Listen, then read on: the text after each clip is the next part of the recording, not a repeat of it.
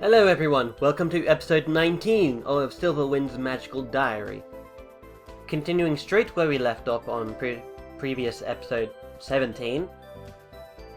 Let's see, what actually happened in the week? So Ellen does stuff, let's go... Oh, we can't see the diary yet. Let's go to the mall. And while we are at the mall, let's go to the food court. Oh, hello. Seemed like we met Virginia at the food mall. Did you see? The little bakery closed down. The cookie place? No, the one that sold the pastries. I guess not enough people were buying them. If a business doesn't make money, it dies. Oh well, there are still plenty of other things to eat. Did I actually get rid of one of our options here? I don't know. Let's go for cookies. I get my food and sit down to chat with the other students. My snack is tasty, but it doesn't last long. Stress decreased by 5. Okay, let's take a look at what happened last week. A gentleman's offered. Jacob came round and said that he was willing to marry Virginia if it was necessary, but she told him to drop dead. Makes sense. That wasn't sarcasm either, you know. Virginia went out to go to the bathroom and said there was a lot of noise coming from somewhere in school. What's going on? Oh yeah, that happened. Okay. Reprieve. Apparently the fire was a bizarre accident caused by some girl from Snake Hall, so Donald is off the hook. Small business. Okay. And we failed our exam as well. So yeah, let's carry on. Next week. Thank you very much.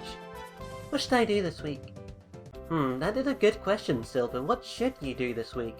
Well, we're going to want you to do a little bit of studying to try and get your smarts up, and then let's fill out the rest with blue magic. There we go. And we are just going to go through this. No new spells. Did you hear? Hear what? Damien's been expelled. Oh my god! I heard he got caught trying to take advantage of a freshman boy. No names named. And then Professor Potsdam came down flaming swords and sliced him up and he ran away. That sounds a little over-exaggerated. Well, that's just what I heard. The important thing is he's gone. No more Demon Boy. I wonder what really happened.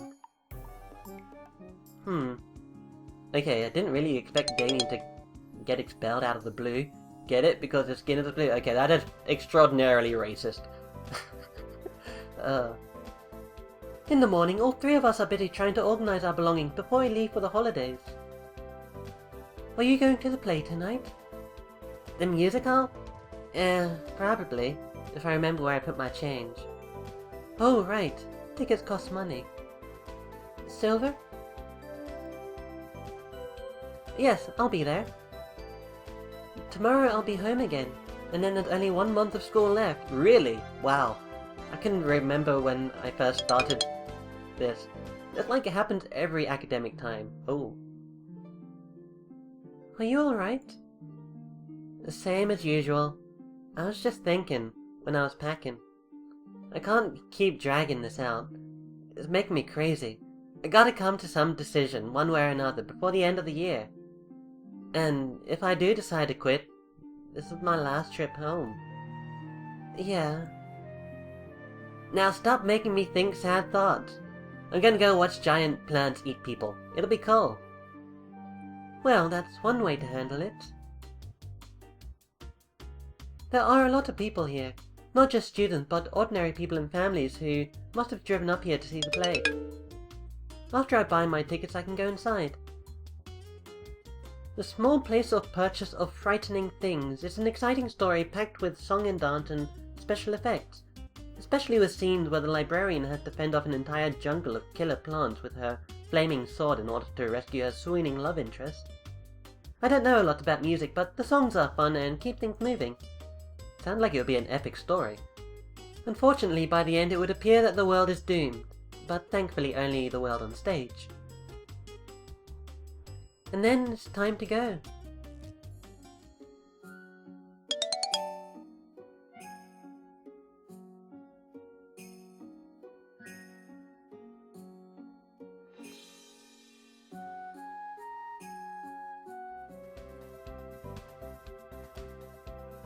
Well, another visit over. I can't help but think that this feels more like coming home than last Saturday did. And of course, it's good to see Virginia again. Hi, how was your break? It was great, I guess. You guessed? It was fun! Okay. I was just thinking how nice it is to be back, you know, with my friends. Whatever. Look, I don't want to bother you, I just was trying to talk. I don't want to talk. I guess not. She makes a face then sighs. I can't, I'm going out. I'll see you later then? Yeah. Well, she's certainly not happy to be back. I can't really blame her. Let's go on with next week. Well, it's time to get back to work. What classes are you taking today? Nothing. I don't feel like it. Are you getting sick again? No, I'm not sick. Just leave me alone. This mess with Jacob is really getting to her.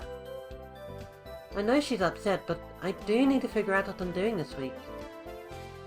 Let's go for some blue magic. Blue magic all the way. In fact, let's go for some gym.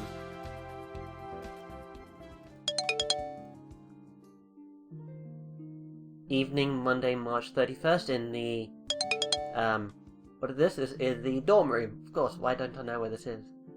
Hey, Silver. You missed dinner. I'm not hungry. You can't go on like this. You really will make yourself sick. Well, what else am I supposed to do, huh? You said you were going to make a decision. Yeah, well, I can't. I can't do it. Both choices suck. Everything sucks.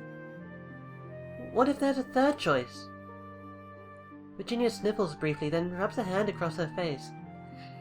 Like what? I don't know. Do witches have nuns? I think people used to get out of betrothals that way, by joining the church. No, nothing like that. Well, there must be something. And then a thought occurs to me. For all the great fuss that's been made over this binding promises, Virginia's never actually shown me the contract. You still have the contract here somewhere, right? Yeah, and burning it won't help. Can I see? I guess. She digs out the offending paper and hands it to me to read. We, Virginia Louise Danson and Jacob Maximilian Blazing, the loving ancestors, the soul of the earth and the shining, swear that we will get married when we are 18 years old. I read through it a few times and then finally I see it. Do you know what this says? Yeah? You two swore to get married. Nowhere did it say you swore to marry each other. What? Look for yourself. She grabs the contract back from me. You're right. You don't have to marry Jacob. You can marry anybody you like when you're 18 and still keep your oath. Even me. Don't swoon on me. Doesn't have to be real. It's just paperwork, right? We don't have to do romance the way the world thinks it should be done. So you're okay with it? With just being married for the name of it and then splitting up after? If that's what you want. Being married wouldn't mean we'd have to be madly in love, and not being married wouldn't mean we had to stop liking each other. I guess you're right. Well, as long as we're careful what wedding oaths we swear anyway. Is that a proposal? She hides her face in her hand and her shoulders shake, but this time she's laughing. No proposals. I'm not promising anything. Just maybe it's not hopeless after all. I catch her hand in mine. There is always hope, especially when there's two brave and adventurous horse girls to go to the rescue. I hate to tell you this, but you're sounding awfully romantic. Right, do you want me to stop? Well, we might be, maybe, someday thinking of... Maybe we ought to try and see how we like it? That's right. We never did get a chance to finish what we started that one time. Maybe now we should.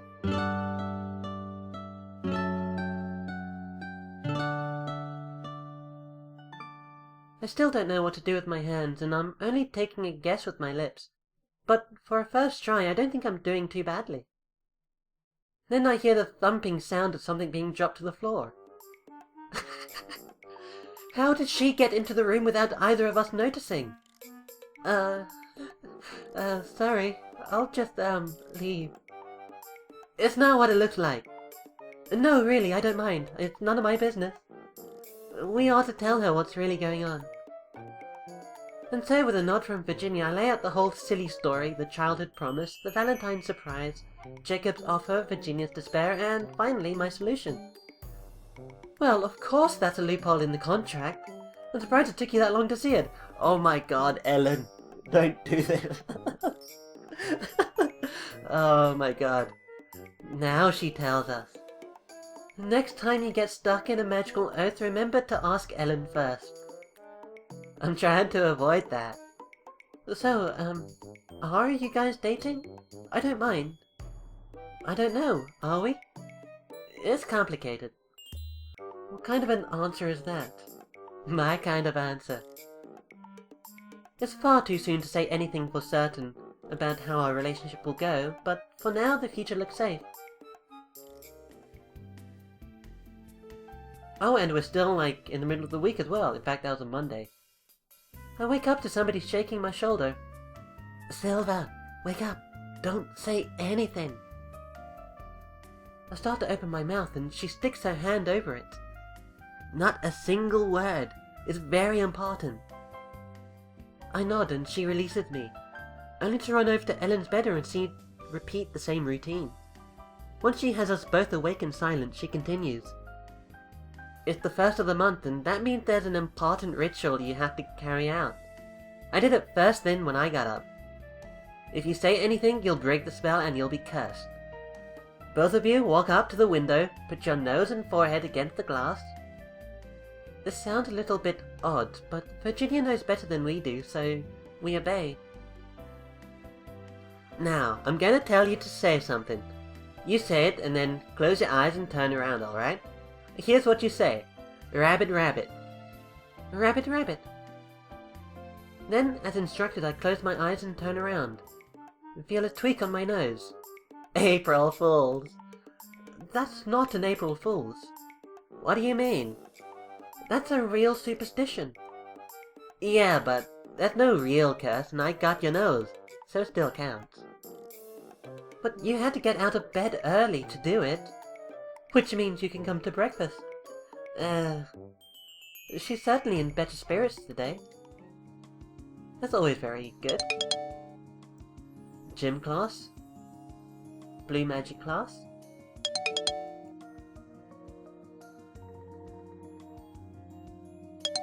Another gym class? No more gym events, which is a little bit strange. I thought there was one. And did I study that time? I think I gained more blue magic. Anyway, this again is the end of the episode.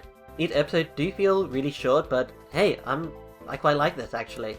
Besides, I upload like 2 or 3 videos of these things a day, so, you know, you guys actually get to see a lot more than just one 30-minute episode a day. Well, I haven't really kept up with the whole like 2 or 3 videos a day type thing, but, you know, when I do, it's like one really long episode split up into 2 or 3 parts, right?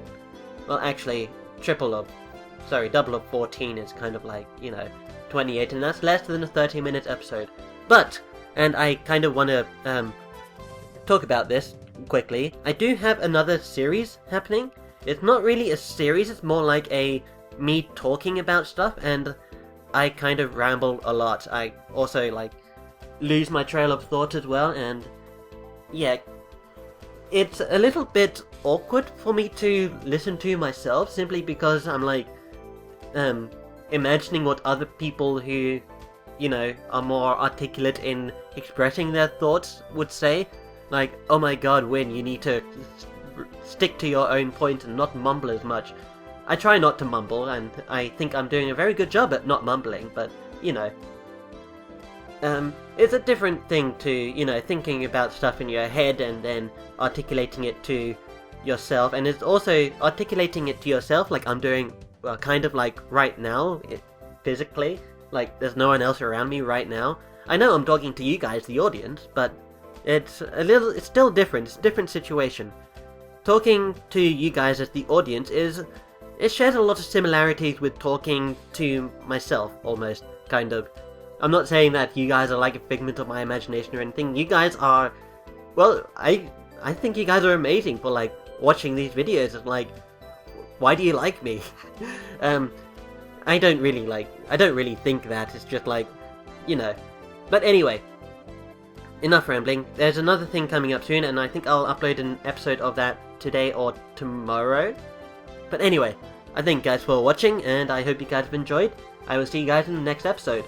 Take care.